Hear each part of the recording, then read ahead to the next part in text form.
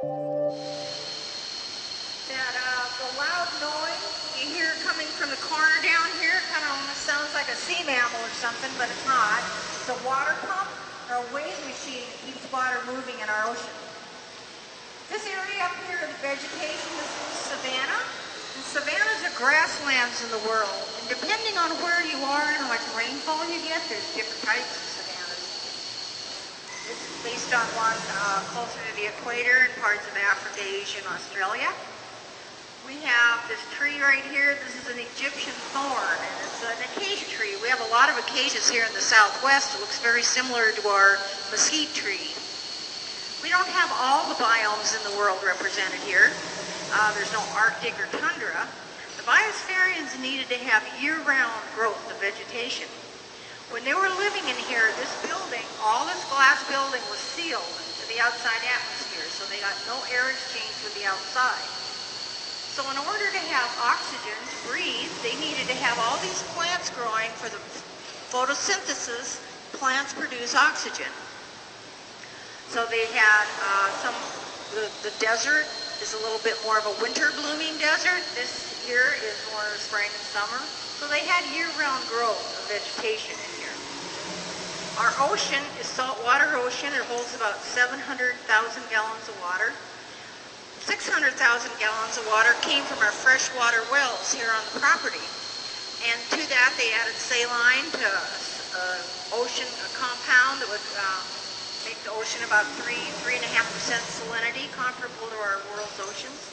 Then they brought 100,000 gallons of water from the Pacific Ocean in San Diego and added it to it.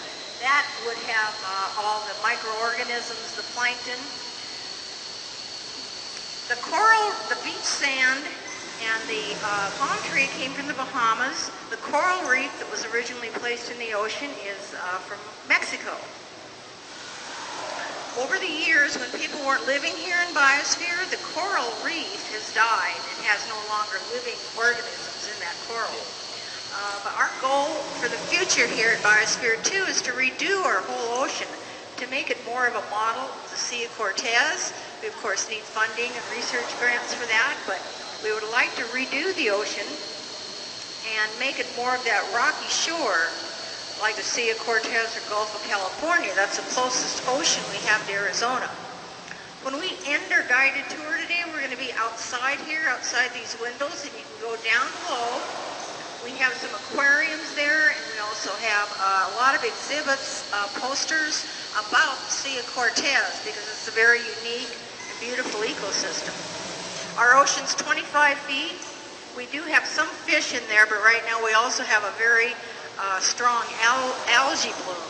So it's going to be difficult to see some of those fish, but we do have aquariums around. From here, we're going to walk down to our, and someone asked me what these barrels were. These are the blue barrel experiment. It's actually, they've already been doing this for a while. They're planting grasses, mesquite, different plants in here, and they have all these monitors and sensors attached to them. They're studying water flow, ecohydrology, how water flows down through that soil. Because in these barrels is the same soil that's on our Leo hill slopes. And we're going to talk more about Leo later, the large hill slopes inside these curved roofs. And in there they're studying water flow, water usage, and availability of water. So they planted vegetation in here to see how the water flows down and how the plants absorb water through that type of soil. Next, I said we're going to go down to the wetlands, to the mangrove marsh.